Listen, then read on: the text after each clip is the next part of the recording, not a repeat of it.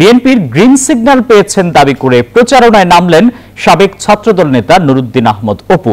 শরীয়তপুরের সংসদীয় আসনগুলোকে বিএনপির দুর্গ করে তোলার ঘোষণা দিয়েছেন তিনি। বৃহস্পতিবার দীর্ঘদিন পর নিজ এলাকায় ফিরে নেতাকর্মীদের ভালোবাসায় সিক্ত হন তিনি। প্রতিশ্রুতি দেন শরীয়তপুরের উন্নয়নের। শরীয়তপুর থেকে মাহমুদ হাসানের প্রতিবেদন, ক্যামেরায় ছিলেন আমিনুল ইসলাম। আগামী নির্বাচনে বিএনপির মনোনয়ন প্রত্যাশী হিসেবে শরীয়তপুরে আনুষ্ঠানিক প্রচারণায় নামলেন নুরুদ্দিন আহমদ অপু। রাস্তার দুই পাশে হাজারো মানুষের অপেক্ষা প্রিয় নেতার জন্য। দীর্ঘ 7 বছর পর শরীয়তপুরের মাটিতে পা রাখতেই আবেগঘন পরিবেশ। জাতীয়তাবাদী রাজনীতির সঙ্গে সম্পৃক্ত থাকায় আওয়ামী ফ্যাসিস্ট আমলে প্রতিহিংসার শিকার হয়েছিলেন তিনি। মিথ্যা মামলা, হামলা ও দীর্ঘ কারাবরণের পর ফেরেন নিজ এলাকায়। আর সেই প্রত্যাবর্তনে উচ্ছ্বাসে ফেটে পড়ে নেতাকর্মী ও সাধারণ মানুষ।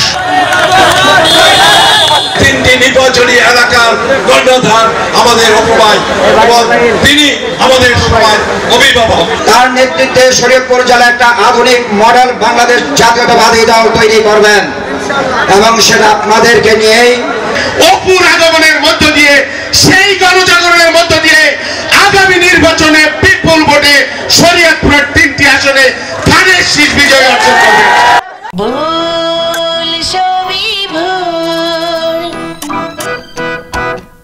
বৃহস্পতিবার সকালে নাওডোবা ঘাটে পৌঁছালে তাকে বরণ করে নেন হাজারো নেতাকর্মী। সেখান থেকে শুরু হয় পথসভা ও গণসংযোগ। শরীয়তপুর 1, 2 ও 3 আসনের পথে পথে মানুষের ঢল, স্লোগানে মুখর চারদিক। সন্ধ্যায় ডামুড্ডা সরকারি স্কুল মাঠে অনুষ্ঠিত হয় বিশাল সমাবেশ। মিয়া নুরুদ্দিন আহমেদ অপু বলেন, আগামী দিনে শিক্ষা, স্বাস্থ্য ও ব্যবসায়িক সম্প্রসারণ সহ উন্নয়নের মাধ্যমে শরীয়তপুরকে সমৃদ্ধ জেলায় রূপ দেবেন।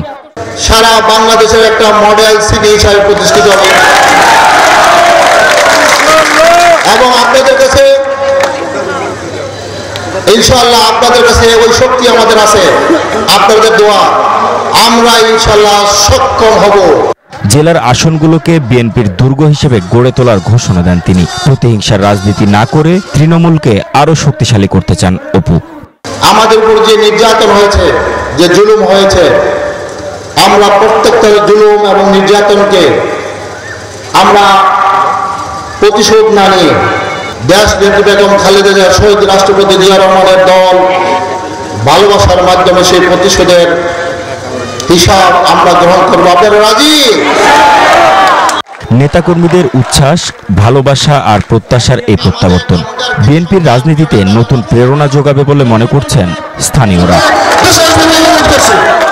মাহমুদ হাসান, নিউজ 24, শরীয়তপুর।